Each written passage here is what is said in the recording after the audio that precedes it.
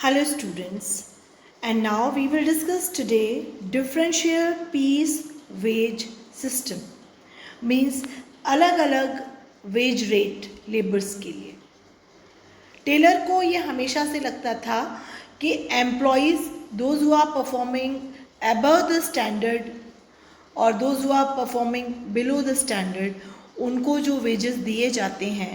उसमें डिफरेंस का होना बहुत ज़रूरी है। अदरवाइज जो स्टैंडर्ड से एबव की परफॉर्मेंस दे रहे हैं उनका मोटिवेशन डाउन हो जाएगा, उनका मोरल डाउन हो जाएगा और उस केस में वो भी अपना काम उतनी मेहनत से नहीं करेंगे जितना कि अभी तक कर रहे थे। और कुछ ना कुछ पेनल्टी उनके लिए होनी चाहिए जो स्टैंडर्ड से बिलो काम कर रहे हैं, और इसी को कहा जाता है differential wage rate system. Means same work के लिए अलग अलग लेबर्स के लिए टेलर का ये मानना था कि अलग टाइप की वेजेस, अलग रेट ऑफ वेजेस होनी चाहिए, तभी ये अच्छा करने वाले को और अच्छा करने के लिए मोटिवेट करेगी और जो काम पुअर कर रहे हैं उनको a sort of form of penalty उसके फॉर्म में उन्हें और बेटर करने के लिए कि हमारा लॉस हो रहा है तो हम कुछ और अच्छा करें, स्टैंडर्ड को मैच करें, इसके लिए मोटिवेट करेगी। फॉर एग्ज़ाम्पल, अगर किसी ऑर्गेनाइजेशन में स्टैंडर्ड यूनिट निकाली गई कि एक वर्कर एक दिन में किसी भी प्रोडक्ट की सपोज 10 यूनिट्स बना सकता है प्रॉपर तरीके से, तो अगर दोज एम्प्लॉयज़ जो प्रॉपर वे से उसी स्टैंडर्ड को मैच करते हुए 10 की जगह पे 12 यूनिट्स बना रहे हैं तो उनको पर यूनिट जो एक्स्ट्रा वो बना रहे हैं उन्हें 50 रुपीज़ या 100 रुपीज़ एक्स्ट्रा मिलेगा। वहीं पर जो लोग इस स्टैंडर्ड को 10 यूनिट्स को मैच नहीं कर पा रहे हैं और they are able to make only 9 और 8 यूनिट्स, तो इसके एवरेज में उन्होंने जो कम किया उन्हें 40 रुपये पर यूनिट का लॉस होगा या उनका वेज रेट कम कर दिया जाएगा।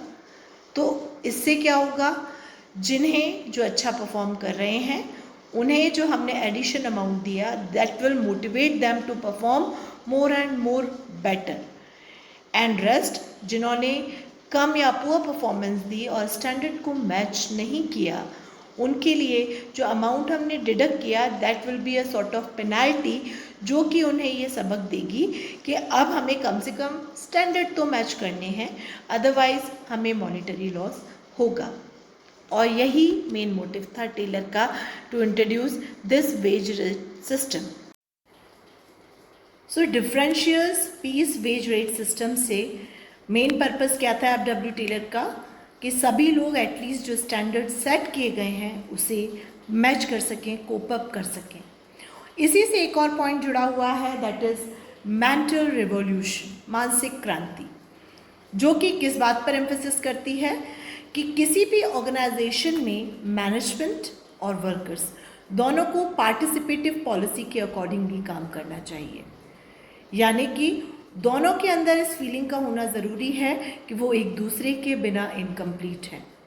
मैनेजमेंट को सिर्फ बॉसिज्म नहीं दिखाना चाहिए, टाइम टू टाइम अपने वर्कर्स के बारे में भी सोचना चाहिए, and if they are getting additional surplus तो उसमें से कुछ पोर्शन उन्हें अपने वर्कर्स के साथ भी शेयर करना चाहिए, जिससे कि वर्कर्स को सिर्फ ये नहीं लगे कि we are just an employee, बल्कि वो ये सोच कर काम करें कि ये हमारा ऑर्गेनाइजेशन है and if this organization will get additional profit we will also enjoy some part of profit. तो ये मेंटल रिवोल्यूशन प्रेजेंट ऑर्गेनाइजेशन में होना चाहिए और यही मेन पर्पस था एफडब्ल्यू टेलर का, तभी तो वो सेट किए गए स्टैंडर्ड्स को मैच कर सकेंगे। तो मेंटल रिवोल्यूशन भी उतना ही ज़रूरी है एक ऑर्गेनाइजेशन के स्टैंडर्ड्स को मैच करने के लिए जितना कि differential of piece wage rate system. ये दोनों पॉइंट आपके लिए समझना बहुत ज़रूरी थे। Thank you so much.